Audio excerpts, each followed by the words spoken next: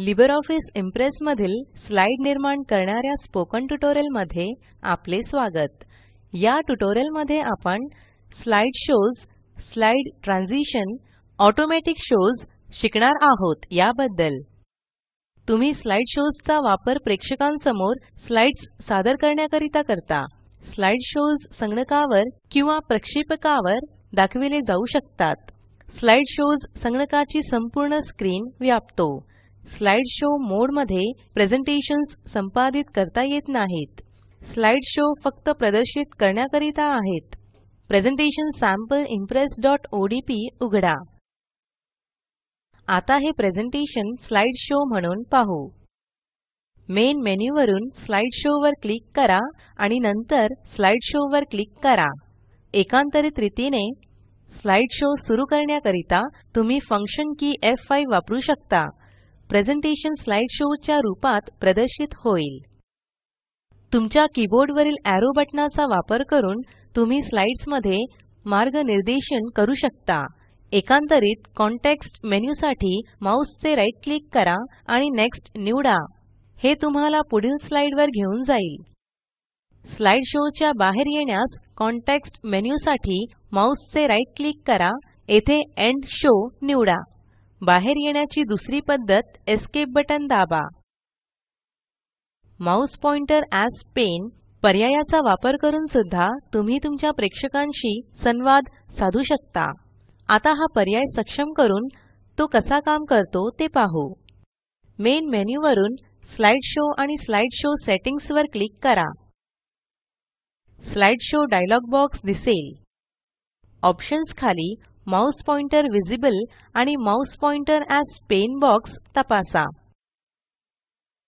Dialogue box बंद करण्यासाठी OK वर क्लिक करा. पुन्हा मेन मेन्यू वरून स्लाइड शो वर आणि नंतर स्लाइड शो वर क्लिक करा. लक्ष द्या, कर्सर आता लेखणीत रूपांतरित झाला आहे. हा पर्याय तुम्हाला प्रेझेंटेशन वर लिहिण्याची किंवा रेखाटण्याची अनुमती देतो जेव्हा ते स्लाइड शो मोड मध्ये असते. जेव्हा तुम्ही माउस चे लेफ्ट बटन दाबाल तेव्हा तुम्ही लेखणीने आरेखन करू शकता. पहिल्या पॉइंट पुढे टिक मार्क करा. असाइनमेंट साठी ट्युटोरियल थांबवा. इम्प्रेस स्लाइड वर लहान आराखडा काढण्यासाठी स्केच पेन चा वापर करा.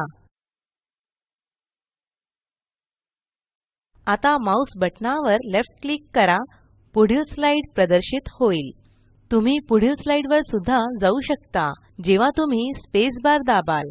आता स्लाइड शो च्या बाहेर येऊ. कॉन्टेक्स्ट मेन्यू साठी राइट क्लिक करा आणि एंड शो वर क्लिक करा. आता स्लाइड ट्रान्झिशन्स बद्दल शिकूया. स्लाइड ट्रान्झिशन्स काय आहे? ट्रान्झिशन्स हे परिणाम आहेत जे स्लाइड वर होतात जेव्हा आपण प्रेझेंटेशन मध्ये एका स्लाइड वरून पुढे सरकतो. मेन पेन वरून स्लाइड सॉर्टर टॅब वर क्लिक करा. प्रेझेंटेशन मधील सर्व स्लाइड्स येथे प्रदर्शित होतील. तुम्ही प्रेझेंटेशन मध्ये सहज स्लाइड्स चा क्रम बदलू शकता. ह्या दृश्यात आता पहिली स्लाइड निवडू. आता डावे बटन दाबा. स्लाइड ला 3 आणि 4 या स्लाइड मध्ये ड्रॅग आणि ड्रॉप करा. स्लाइड्स ची पूर्ण मांडणी होईल. या क्रियेस अंडू करण्यासाठी Ctrl+Z की दाबा. तुम्ही एकाच वेळी प्रत्येक स्लाइड मध्ये विविध संक्रमण जोडू शकता. स्लाइड सॉर्टर व्ह्यू वरून पहिली स्लाइड निवडा. आता टास्क पेन वरून स्लाइड ट्रान्झिशन्स वर क्लिक करा. अप्लाय टीओ सिलेक्टेड स्लाईड्स खाली स्क्रोल करा आणि वाइप अप निवडा. लक्ष द्या, संक्रमण परिणाम मेन पेन प्रदर्शित झाला आहे. स्पीड ड्रॉप डाउन मेनू मधून पर्याय निवडून तुम्ही संक्रमण गती नियंत्रित करू शकता. मॉडिफाय ट्रान्झिशन्स खाली स्पीड ड्रॉप डाउन बॉक्स वर क्लिक करा. मीडियम वर क्लिक करा. आता संक्रमणास आवाज बसवूया. मॉडिफाय ट्रान्झिशन्स खाली स्पीड ड्रॉप डाउन बॉक्स वर क्लिक करा. बीम निवडा.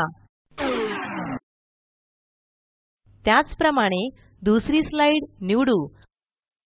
टास्क पेन मध्ये स्लाइड ट्रान्झिशन्स वर क्लिक करा अप्लाय टीओ सिलेक्टेड स्लाईड्स खाली व्हील क्लॉकवाईज 4 स्पोक्स निवडा. आता स्पीड ड्रॉप डाउन बॉक्स वर क्लिक करा, मीडियम निवडा. पुढे साउंड ड्रॉप डाउन बॉक्स वर क्लिक करा, अप्लॉज निवडा. आता आपण बनविलेल्या संक्रमण परिणामाचे पूर्वविलोकन करू. प्ले वर क्लिक करा. आपण स्लाइड संक्रमणास कसे एनिमेट करावे आणि आवाज परिणाम कसा जोडावा शिकलो. आता प्रेझेंटेशन कसे बनवावे जे आपोआप पुढे जाईल हे शिकूया. टास्क्स पेन वरून स्लाइड ट्रान्झिशन्स वर क्लिक करा. ट्रान्झिशन टाइप मध्ये चेकरबोर्ड डाउन निवडा. स्पीड ड्रॉप डाउन मध्ये मीडियम निवडा. साउंड ड्रॉप डाउन वरून गोंग निवडा. लूप अंटिल नेक्स्ट साउंड तपासा. ऑटोमॅटिकली आफ्टर रेडिओ बटनावर क्लिक करा. 1 सेकंड वेळ निवडा. अप्लाय टू ऑल स्लाइड्स वर क्लिक करा. लक्ष असू द्या की अप्लाय टू ऑल स्लाइड्स बटनावर क्लिक करणे हे संक्रमण सर्व स्लाइडना सारखे लागू होते. या मार्गाने आपल्याला प्रत्येक स्लाइड साठी स्वतंत्रपणे संक्रमण जोडावे लागत नाही. मेन मेन्यू वरून स्लाइड शो वर क्लिक करा आणि मग स्लाइड शो निवडा. लक्ष असू द्या की स्लाइड आपोआप प्रदर्शित होईल.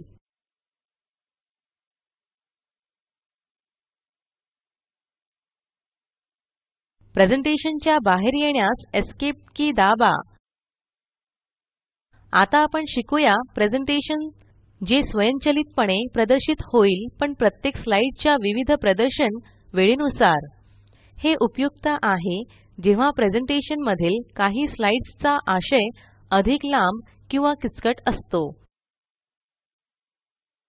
मेन पेन वरून प्रथम स्लाइड सॉर्टर टॅब वर क्लिक करा. दुसरी स्लाइड निवडा. टास्क पेन वर जा. स्लाइड ट्रान्झिशन्स खाली एडवान्स स्लाइड पर्यायावर जा. ऑटोमॅटिकली आफ्टर फील्ड मध्ये वेळ 2 सेकंद एंटर करा. मेन पेन वरून तिसरी स्लाइड निवडा. टास्क पेन वर जा. स्लाइड ट्रान्झिशन्स खाली एडवान्स स्लाइड वर जा. ऑटोमॅटिकली आफ्टर फील्ड मध्ये वेळ 3 सेकंद एंटर करा. आता चौथी स्लाइड निवडा आणि मागील स्लाइड्स प्रमाणे सारख्या पायऱ्या अवलंबा आणि वेळ 4 सेकंद मध्ये बदला. मेन मेन्यू वरून स्लाइड शो वर आणि मग स्लाइड शो वर क्लिक करा. लक्ष द्या की प्रत्येक स्लाइड वेळेच्या ठराविक अंतराने प्रदर्शित होईल. प्रेझेंटेशनच्या बाहेर येण्यास एस्केप की दाबा. हे ट्यूटोरियल येथे संपत आहे. या ट्यूटोरियल मध्ये आपण slide shows, slide transition, automatic shows बद्दल शिकलो. येथे तुमच्यासाठी असाइनमेंट आहे. नवीन प्रेझेंटेशन बनवा. 2 स्पोक संक्रमण. मध्यम गतीने दुसऱ्या आणि तिसऱ्या स्लाइड करिता गोंग ध्वनी सहित जोडा. स्वयंचलित स्लाइड शो बनवा.